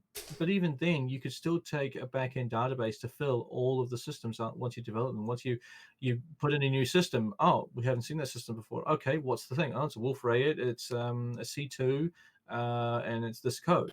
And off you go. So I think that they definitely will have a similar model, but it would definitely take a long time to make. I just need them to make it. Go on. Just as a side note, where the mapping, because mapping is now going to be different, and as you say, they might introduce new regions. This is apart from obviously opening up the drone regions and, well, Fable Jove, but good luck there. Would they then diverge significantly from what we see in Dotland, even though we already see some differences now? Will someone come up with a new mapping program? I hope so. But the drone regions are not going to open up. I don't know what they're doing there. Maybe it's something for future content, but it will not be opening up for a long time. Really? Yeah. Stupid. They joked about it being dev area. So I don't know if that's actually going to be. They said it in, I think it was one of the AMAs, or it was in I can't remember what one it was in. I can't remember where it was. But he joked about, Melos joked about it being in the dev area from where they jumped from. The map. I don't know. He might have been joking. 7 regions. That's just crazy. Maybe it's being used for something to add later. Yeah. Well, then they need to add more shit, because we are going to run out of space real fast, and people are going to be like, "Oh, why are there 5,000 people in this system?" It's like, well, now you know. When they decide to give the Yangjing their own space, well, the Yangjing will have they're basically just flying in after being disappeared for a long time in a different universe, so they don't have space. They'll have to take space. Unless they just completely cut that bit of lore out of the game completely, and they just say, fuck it, you know what? They just plant them there, that's alright. Nope. Like the Yangjing just wipe out all of the drones from existence, which EVE Online players have been trying to do for fucking 17 years. And now it's just going to pop up now. I'm not muted, I just forgot I put push to talk on. Something I want to mention, this is now going to be the last stream before the game begins. Yes. Indeed. Is everyone ready? Is everyone ready for this? Because I'm not. Are you all ready for this? so not ready. I want the game pushed another month at least. I got so much shit to do. I got so much shit to do. Nope. No, there's no more sleep for you, Mr. Nope. Sandberg. It's not just about the sleep. I'm worried about like the cost management now of things going to be going on and all of this other stuff. How much time I'll have to actually be able to do stuff. I'm gonna have to start having less sleep again, doing 4-hour nights and shit just to be able to get everything going. It's gonna be an absolute fucking nightmare. It's gonna be a job. Overrated. I want prepayments before the game begins. At least 24 hours, 48 would be better. I don't think it's going would- to happen, but I would Yeah. dearly love that. I'm nice, going yeah. to get Google cards and put them onto different accounts for the amounts that I need to do to just go bang, bang, bang, bang, so I don't have to put a card in everything. And just like crick it all through and just gonna go bang, bang, bang, bang, bang, bang, bang. How do I join Trimark? You join by going into their Discord. I'm sure Sam will actually put that in the description for you. Hell no, give more time. I'm already dead on my feet. Crazy, you know as soon as that launch day comes, your flu's just gonna vanish. Like it's just gonna or just get a whole bag of methamphetamines and swallow them all. You'll be fine. Sweet as Just a to nut. pick up on something Just One Sock was talking about earlier on, saying that it seemed like ratting was going to be really important for modules. Well, it absolutely is, because at the moment they're the only way you can get modules outside of, I think in final beta, Cloaks had Cloaks, shield field modules, Armor group links. capacitor modules. Yeah, links. but there was like 3, maybe 4 types of module blueprints that dropped in Scout and Inquisitor sites, and apart from that, everything is from Ratting. PvE ratting. So I think they were only the scout sites as well, not Inquisitor. But yes. oh, it's the Scout's not Inquisitor. So think as an so. industrialist, I'm a teensy bit salty that we're not being given the opportunity to build those. That's I think that's a time thing. I think that's a time frame thing. I think they didn't have enough time to add that into the game. I believe that would be in so. And I would hope that's evidenced by the fact that there were 4 blueprints there. That then, now that they can see that it'll work, they'll do it. But yeah. Until that's fixed, I'm a bit of a sad person. As a corporation leader, as trying to fit doctrine ships, I am extremely salty that I cannot have a confirmed supply line of the modules that I want for my ships. Yeah, me too. But you're gonna have to just, the way it's gonna have to work if you're gonna do corp doctrines, you're gonna have your corps actually just be okay with, right, this is the doctrine, we need Mark 7 lasers, for example. Mark 7 pulse lasers is in the doctrine, so if everyone can just stick them in the corp hangars, yasta, then you can have like, I don't know, 500 lasers sitting there ready for when you need to fit ships. I don't think there'll be a way for you to, like, I mean, what doctrine ever has faction modules? But faction modules are easy to get hold of in Echoes, very easy. My issue is things like adaptive invols. Getting your resistance up on the fleet across the board is a real challenge. And they are a really rare drop. You want to go into something like the scout sites and the inquisitor sites to get those better drops. Scout sites and inquisitor sites have different loot tables than standard sites 1, 2, and 3. Your small, medium, and larges. Yeah. So you can get better results. Yes, okay, your bases also have different loot tables, but fuck off, don't shoot bases. There's no point. Okay. Hi Fish, how's it going? Yeah, no, I understand. Hello, Fish. So they go right anomalies are where we'll find the right. Yeah, that's correct. That's the best way to do it. Hiring ratters that specifically go after getting What you need. like DED, because if you really needed DED stuff and you really didn't want to pay through the nose, hiring high level ratters is good. I reckon that'd be quite a cool thing. But I think ratting on a low or a bulk level in sites 1, 2, 3 would not be worth doing. Although you're probably not going to hire them for that purpose anyway, because you're looking at getting your specialty stuff and everything else is going to be flooded on the market. So yeah. I'm a little worried though that DED sites are a bit generous with their modules. Do 1 DED site, you got enough to fit 1 or 2 ships fully, like entirely. It was insane. We had 8 C-type pulse lasers drop from 1 ship. It's like its entire rack of weapons drop. No, we literally had the entire ship's wreck drop in one. Like, it was just loot ferry. Yes, thank you. That's like Thank you very one in a much. million. It fucking asked Nina. It happened to her like every fucking day. I wouldn't. I remember we went through a DD10 and we got 2 racks of Balgorns fitted with DDs. Although there was a bit of mixing and matching with the pulse versus beams, but still, it was definitely a full, a decent loot drop. So yeah. If you want Hugasa, if you want ISK, you want to do the large over the scout. The scout is only for more ISK later on after you make shit and get and sell everything. So like, just if you want to just get ISK, then just do large, do normals. Just don't bother farming scouts and shit. Why would you ever say don't do the scout? You want to do the scout. It's come from the base spawned. You're going to do it anyway, and you get all of the data cores. They're worth way more than whatever you're going to get ratting. Yeah, but not everyone can do the scouts or the inquisitors. Depends who, like. Yeah, sure.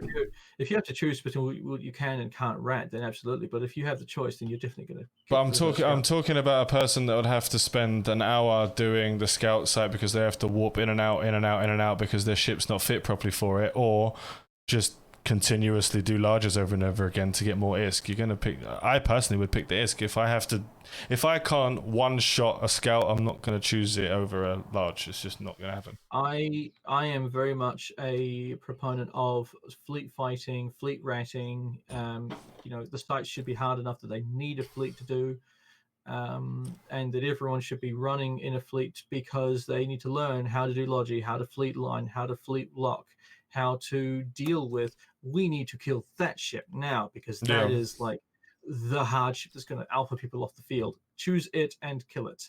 That sort of thing. I am very much a proponent of teaching. Something that I should just mention that we haven't done, and we will probably make a video out of the course to do, is the overview. Setting up the overview for the general user is extremely useful and valuable as a thing. We're going to need some tutorials on that pretty much as soon as live drops because we haven't actually done one yet, I think. What's that? I don't know. Did you do an overview setup tutorial? Oh no, I did, but it wasn't working. Oh, okay. Because I did the actual. I have the video sitting there ready, and I never released it because it just wasn't working properly. The overview worked for me during the localization test when I made the guide. Once the full beta test, when the final beta test came out, it just stopped working. You couldn't take your friendlies off of the overview. You couldn't take your fleet off of the overview. You couldn't take anything. It's a clusterfuck in the final test, but in the localization test, it worked perfectly. We didn't have an issue. Oh, well, we'll see if we can get that sorted and make a video mid-stream or mid-week, rather, because we're going to want one ASAP for our members. Yeah. What should we talk about next week? Next week, I want to go into, well, it depends. It really depends on how the launch goes, how release goes. We could maybe not even be in the game until that Saturday. So we don't know yet. Very true. Don't even treat me like that, Sov. I need to find a picture sticky with it. No, so basically, I just need to answer a question from Grammar, how the DED sites work. You have to be level 6, and the system has to be at least level 6, and there's a 1% chance. So just kill as many normal sites, and there's a 1% chance that a dead space will spawn. Or you can just roam around, which actually a lot of people had a lot more luck finding DED sites when they roamed rather than farmed a system. And then, Sam, I think there was a question you're probably fixed to ask, which was how should you skill for Logi? Well, I actually went through earlier with a frigate Logi, and cruiser Logi is pretty much exactly the same. All you have to do is swap medium. out. You're just looking at choosing your what stage of the game you're at when you're going to jump into Logi. So are you going to go frigate, cruiser, or battle cruiser? I think I think battlecruiser will be the main. Like everyone will be just using battlecruisers. It also means if you're going to pick shield or armor, and I do believe, I don't know why, I'm probably wrong again, but I believe that it's the Logi skills that you learn are across all classes of ship. They're not frigate. Yes, they are. So like I don't know what, because in EVE Online, I'm having a brain fart. I was playing it the other day. You have to have, there's frigate Logi, skills. There's cruiser logi skills, and that's it. Because cruiser's the largest logi, apart from the force auxiliary. Get your evil nine shit out of here. Yeah, no, sorry. When you're looking at logi, you've got your remote armor or remote shield. Yeah. You've got your frigate, cruiser, or battle cruiser skills, and then you've got your supplementary skills like targeting, extremely important. You've got your afterburner or micro warp drive, and then you could do drones just as a supplementary. You are probably going to have some availability to do a little bit of the side. You're definitely going to have e-war capability, but the most important thing, the most absolutely crux thing of any logi pilot is engineering. Frigate, cruiser, or battlecruiser engineering skill maxed out. That is what you're going to need. You're going to want your logistics remote repair skill up, but that is, I would call it supplementary or sub to engineering. If you can't fit it, there's no way in hell. And when you do logi, if you're doing frigate, cruiser, all the rest of it, oversized modules. The ships are happily going to your mediums on a frigate, your larges on a cruiser, your extra larges on a battle cruiser, depending on what level, oversized. So you really do want to set that sort of thing up. Remember also with your logistics pilots, you have a recharge mode that enables you to not be very fast, but be extremely recharge rate goes up. Yeah.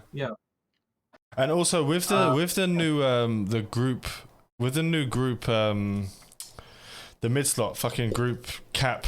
It isn't. If you have two lodges and you have one group cap on each of those lodges, you can literally keep your entire fleet capped out. No, not even close. I mean, yes, we did. Using a cap. But those group cap modules, they rely on fuel. They are very good. They're not astoundingly powerful, and they shouldn't be. But you can put one on every single ship. Although, one thing to note, with your group cap modules, they heal or they give the cap to the enemy just as much as your friends if they're in range. So if you're brawling, I recommend against it. If you're mid-range or long-range, definitely. You can still use it as a brawler, but it's just going to be shit. But no, like we used it on two logi. We had one each on the two logi, and we kept an entire Yangjing battlecruiser cap stable the entire time we were doing it. So it's not shit. Yeah. The caps, they don't use a huge amount on those things. Anyway, the shield fit. The bigger you go on the medium, the larger the radius and the larger the size, the larger the rep bonus or the cap giving bonus. So you just got to be careful when you give a really, really big module to someone. You're like, okay, cool, you push that button, you're going to give us all some good cap. But it's also going to do it up to 30Ks. Just keep that in mind. Or something like that, What's that? And also, you really don't want to put these modules on a logi ship because the range goes nuts. You're talking, I think the logi ships themselves have a big bonus to the range of these modules. For the group size modules?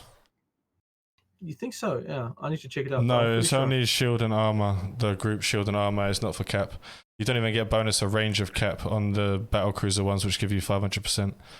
Or is it 600 on range? I think it's 600 on the battlecruiser.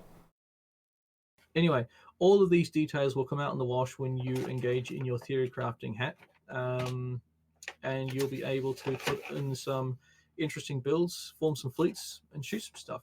So should be good. Should be alright. I would say if you are doing logi ships, don't go logi cruiser, don't go logi frigate. Don't even bother unless you're only doing cruiser fleets or only doing. Just go for the battlecruiser if you want to go to the end. Because literally, we were one-shotting logi cruisers off the field. One-shotting. They were disappearing. They were shockingly shite because they were so small and their tank is tiny. Even with Dead Space fit gear. Dead Space fit tanks. Logi is just as valid in PvE as it is in PvP. You're going to need Logi to do your DED sites. If you don't, you're going to start losing ships, or you're going to have the warp in, warp out all the time. Yeah, but I'm talking about don't go full engineering into cruisers, because as we know, doing the Logi skills is cross everything. So you can have all your cross skills and blah blah blah. I would base most of your skills into the battle cruiser. You can go to advanced 4, I would say, in the different levels, but don't go any higher. Don't go to expert in any of the other things. You're going to sit in a battle cruiser eventually No, as a logic agree. pilot. Just bear in mind that is Tech 9. So, you're going to go into it and then maybe go back to it later, but you're not really going to go wrong with Expert 4 in engineering on a cruiser, to be honest. I think that the amount of stuff that you can fit and the doctrines that people are going to put together are going to rely on a high engineering level. Dun, dun, dun. Sorry, go on. I'm answering someone. You guys are. What Sob meant is that his Logi Cruiser died in the dev event. I spent maybe 2 or 3 days just going around killing Chinese fleets, and I was killing Logi pilots left, right, and center because they were the only people that were flying around with actual fleets with Logi pilots, and they were doing the ratting as well in those systems with Logi pilots, which made no sense. I just flew in, one shot them in the battle cruiser, like in my Harbinger, like they were just gone instant because they're shield fit, because they're shite. Like it's just like, I'm not just saying because I was killed, but I'm not stupid enough to think that because I was one shot by a Macarial officer fit in a dev event that I think all Logi, I was killing them all the time. They're just shit tank. I'd like to mention that in the beta and going forward, we had a very poor range and distribution of modules. Very few of us actually had decent resists and decent shield extenders and all other kinds of things on our ships. So running around in badly fit ships, you are going to find die very quickly and easily. I'm not saying that's what happened to Sob. I'm just saying that in the beta and going forward, we are going to struggle significantly to get decent modules. And it's going to be quite a while before the game has a decent saturation where we can just fit a fleet out without an issue of the modules that we choose to use. Well, that depends on if you're hyper specific on where you're farming, you'll get what you need because they're actually, the loot tables aren't that big. Yeah, we'll see. Like if you want your entire fleet fit with faction modules, officer modules, or dead space modules, or whatever, then yeah, you're gonna have an issue maybe. But like just getting standard Mark 5s, Mark 7s, Mark 9s is pretty easy. I'm not gonna say modules are very well. Some modules will be valuable, some will be chaff. You're going to find weapons of Mark 1, Mark 3, Mark 7, Mark 9. They're just going to be dime a dozen. As soon as you day one, yeah, Mark 5 weapons, they're going to be extremely valuable because no one has them, but they are extremely high drop rate.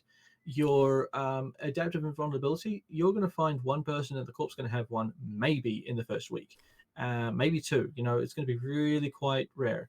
And same goes for your remote reps. We found the large remote reps to be quite rare. Data cores, it depends on how well you're farming, depends on what you're getting. You're looking at the rarity and the loot of the data cores are dependent on the scout sites that you're doing. If you're constantly farming Inquisitor and scout sites, you're going to have a fair abundance. But at the same time, depends on your industry crew, how fast you go through them. But I think that we really need to focus and make sure that everyone knows it is a thing that you need to do is loot your Rex. Go around your Rex and pick up all of the loot that you've actually generated, because it's about a third of the value of your ratting ticks is going to be represented in those loot boxes. Sorry, that's a bad word. In the Rex that you're generating, you're going to get a lot out of it. It almost triggered me then for a second. Looting someone else's Rex. Loot boxes, what? What the fuck?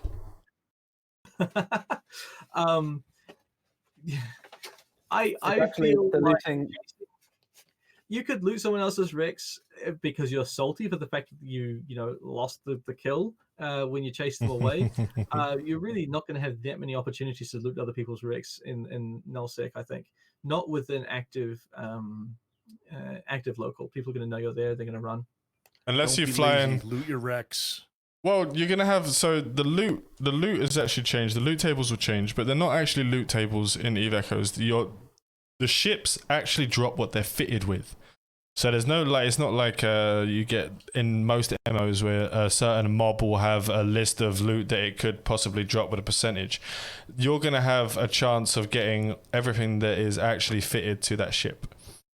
So if you're fighting a ship that's got you disrupted, for example, that's the ship that's got the chance to drop that disruptor. So you loot that motherfucker straight away. Because if it's as rare as like it was in the full final test, you gotta loot that shit. So you got a loot table because it's what they're equipped with. Yeah, but it's like not general MMO type loot tables because you don't have a goblin like fitted with swords and armor and shit. You have a randomized loot table that it drops from. It can be similar though.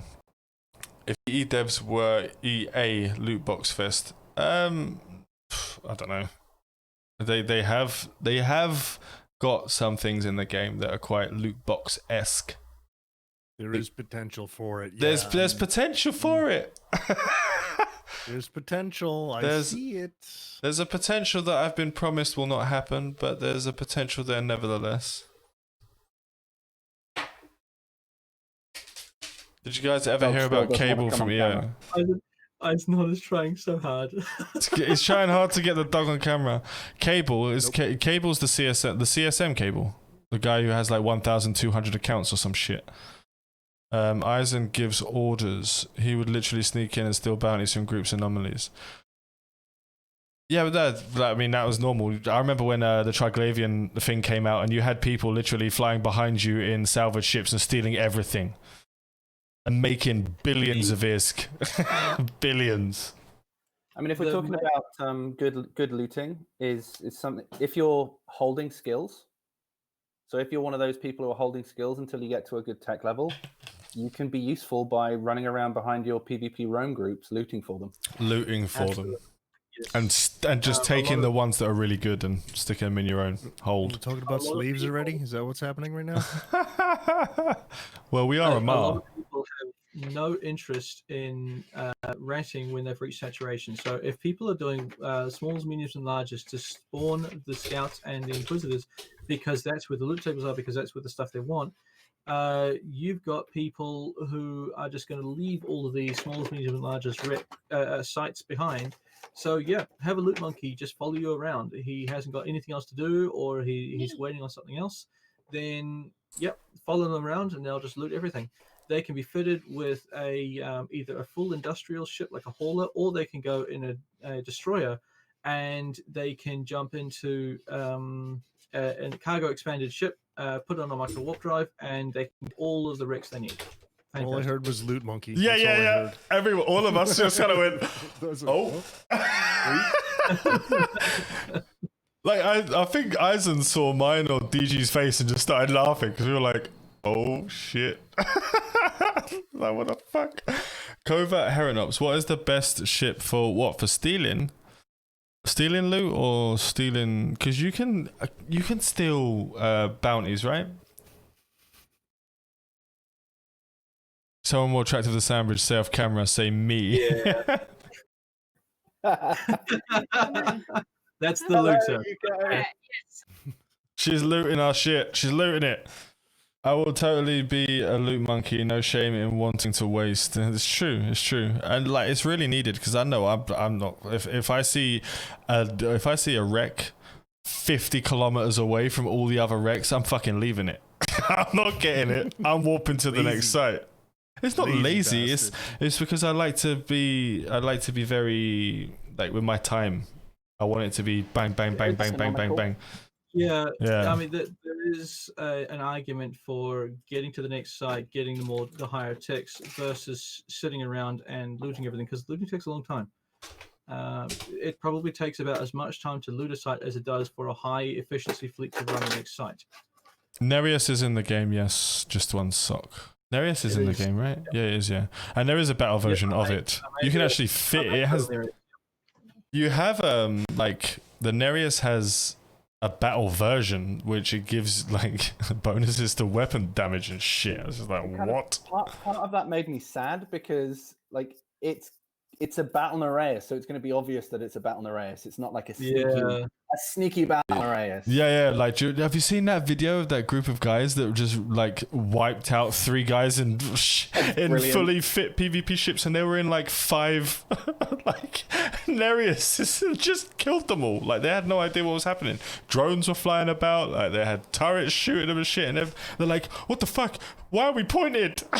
Oh mate. It was beautiful. That was very beautiful. It was a very beautiful video to watch. Just deploy your collector limpets. I think the Battle Nereus is trying to take the not the blockade runner. What is the other one called? Deep space. The deep space transport. DST. Yes, DST. Yeah, I think that's what they're going for there. And I probably think also yes. quite a high tech level, because they're trying to make it so that that's one of the things that's going to jump through the gate camps and get into the deep space and survive. But realistically, we looked at the ships and thought, nah, there's no way they're getting through a gate camp. No way. See, I'm a bit pissed off. This is why I don't like the naming system of the ships. This is why I'm really not happy with the naming system currently, because you can easily tell when someone is in a trap ship or they're not in a trap ship. Like when I'm gonna want to have battle orcas. I'm gonna want that humpback out there, and I'm gonna want to kill people in it. But I don't want people to know that I'm not a foreman. I want them to think that I'm not. I'll give a shit. That cat's just like, mate, what the fuck are you doing? So the dog wasn't working, so he picked up the cat. I'm confused. That's right. Good boy, good man, good man. Where's mine? That's exactly what happened. That's Kylo. Kylo Ren. You got it. My wife and I came to an arrangement.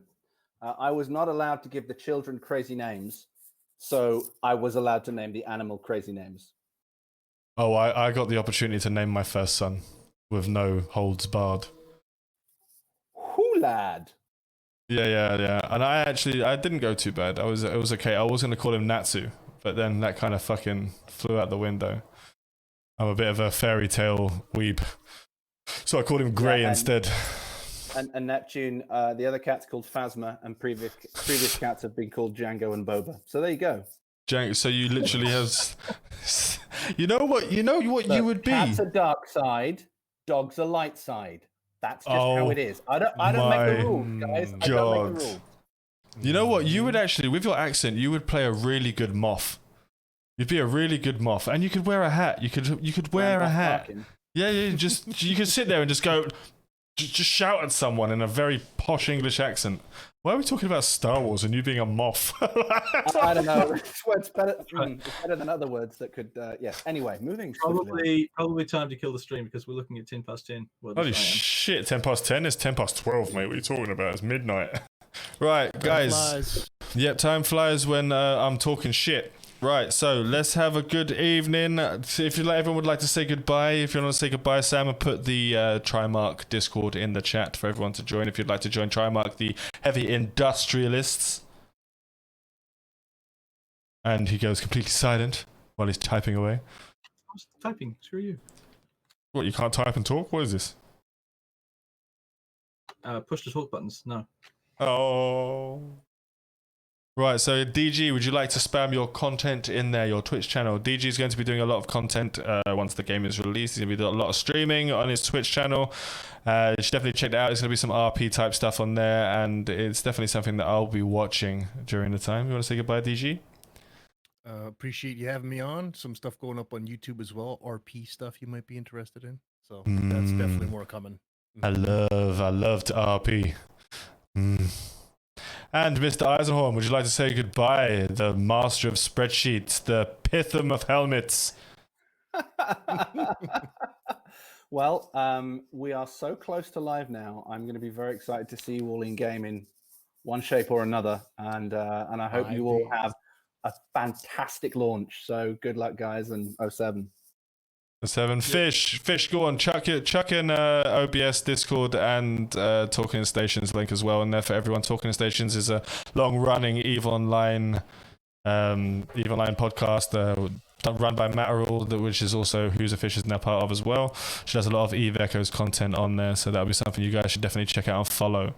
I'm Sovereign. Fly safe, avoid local chat scams. Have a good evening.